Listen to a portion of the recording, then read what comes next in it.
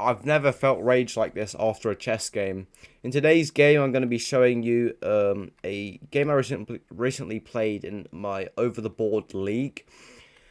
And, oh my, it was a really wild one. But anyway, let's just get into it.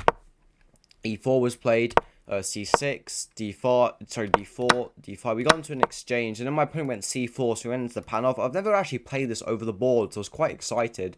I went knight f6, knight c3, and here I went g6. It was actually a pawn sacrifice line. My opponent went bishop f4, and normally the line goes for like queen b3. You go bishop g7 here, and after takes you castles, and you sacrifice a pawn. It's quite interesting, so I'll leave a link in the description or in the cards if you do want to check the theory out to this. But anyway, that's what I was actually prepared for. But my opponent went bishop f4 was something new. I mean, off the bat I thought, okay, if you're playing bishop f4, you probably don't know the theory to the main line. You probably don't know the pawn sacrifice line. f4. Now bishop g7, and I'm knight b5. I went knight a6, but here I kind of missed a good move. Castling was a lot better because after knight c7, what I was worried about, I can just go like knight h5, and if this is taken, then I take and this knight gets trapped. And say if it takes, I can just take here, and after takes, I can take back, and I've got the pawn back. I've got say the exchange queen, so I'm threatening this pawn. I've got a very pleasant position here. I've castled my king. I've got very easy development. My opponent still got his king in the center. Still needs to play 2 more moves, and, well, 3 more actually, because I'm attacking his pawn. And it's just really, this is a very good position. Anyway, I missed that, and after knight I went knight a6 here. Now my opponent went c5, and, yeah, c5 was, I didn't really understand it. At this point, I was definitely reassured that that my opponent didn't know what he was doing in the opening, because I couldn't make sense of this move. I do know c5 is played a lot in the Panov, so maybe that's where he got it from, but I just don't think in this position where you've got to develop all your pieces, I just don't think it does too much. You got the weak pawn on d4, what's arguably quite weak. Anyway, castles was played, a3 was played, stopping me from going knight b4. Bishop d7, now b4 was played, and now my opponent has kind of made this really kind of strange overextension, put his knight on b5, what didn't really do anything, kind of just left weaknesses here, and I've castled my king, and my position's quite good. Weak pawn here. So at this point I was very happy. Now I kind of stuffed it up here with bishop b5 a tiny bit, because after takes, I went knight c7, bishop d3, and my idea was to go knight e6. I calculated this, I thought it was good, but I kind of missed bishop e5 when I actually got to this position. But one thing I probably should have done here, instead of taking, was actually just go knight e5, take advantage that my opponent can't bring his back knight to c3. And I get my bishop active, hitting this, and the position's quite pleasant. I'm also maybe looking at ideas with taking, go knight c3, and forking the bishop and the queen. So it looks quite positive. But I took and went knight c7. I thought if takes, and say knight f3. Here I can actually go, I think I can just go knight e4. I mean, knight e4 was my idea anyway. And I thought the play was fairly pleasant. But anyway, after knight c7, my opponent went bishop d3. And instead of going knight e6, I went knight h5. I thought this was a lot stronger. It was played after knight h5. And here I went e5. I didn't want to allow my opponent to get his knight developed to f3. So I played this pawn push now, as I was taking advantage that the knight's not controlling e5. Knight e2 was played, and here you can try pause the video and find just a good move for me.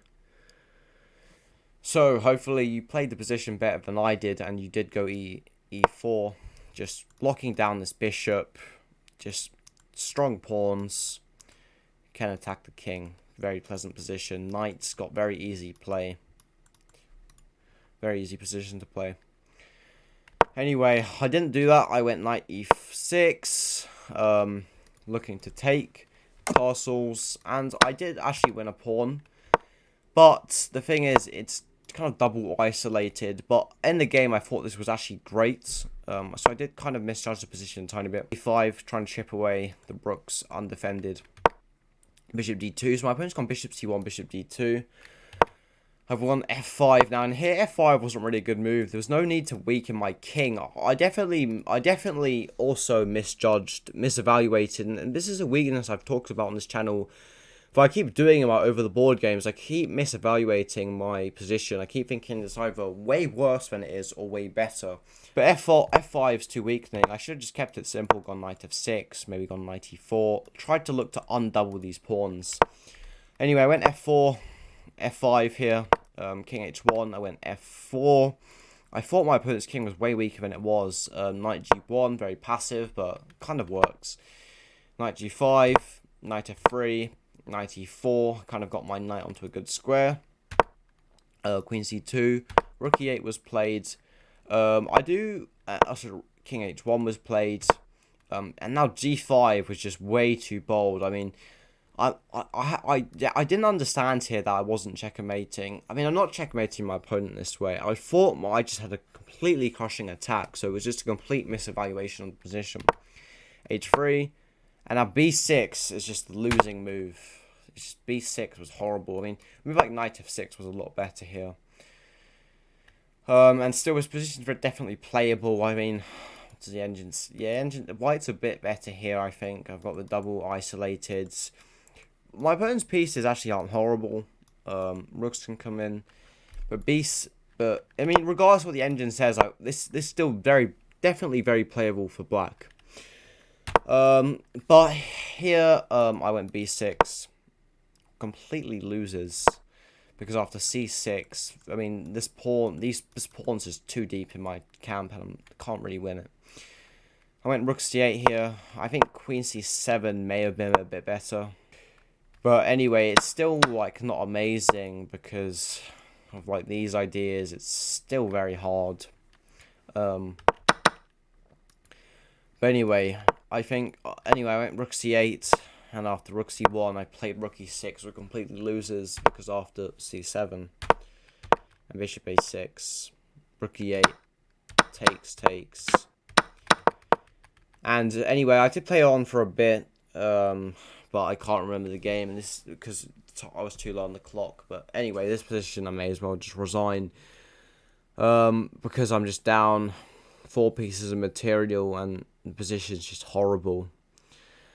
But anyway, I ended up exchanging queens, but yeah, the position just very hard game, very painful loss, honestly. I'd never been so angry after a chess game, like ever. So this game really infuriated me. The reason why it infuriated me, because I just felt like my opponent just did not deserve the win. Even though he did win, and I suppose he did deserve it. I mean, well played to him, he did win. But I just felt I had a completely crushing position. Like, even this is just completely, after this, like, even if I go knight e6 regardless, or e4, it's just completely crushing. I mean, I've castled my king, every piece is developed, and my opponent still hasn't even castled his king, and he's got the white pieces. He's got kind of this weird pawn structure. He's kind of overextended with c5. I was so mad, honestly. But anyway, I've learned a lesson. Maybe it's better that I lost, because it's made me more annoyed, and maybe I can work on my chess a bit more. But anyway, I thought I'd show this game. Lesson I've learned from this game is when I can win a pawn, is when I've got 2 options to win a pawn, kind of get a positional advantage. And I've had this before in the past where I could have won a pawn, or I could have got a positional advantage. That doesn't involve me getting kind of materialistic points straight away. Just kind of holding back and just holding my cool and thinking about what's actually better for me instead of just being greedy. And I also think that my misevaluating position, I mean, I shouldn't have tried to kind of overextend with my pawns like this. But anyway, apart from that, I thought I played decent. I played the opening, I thought, fairly well. I mean, there's also some little things I learned with knight c7. But anyway, hopefully you got value out of the video. And yeah, thank you for watching, and have a good rest of your day.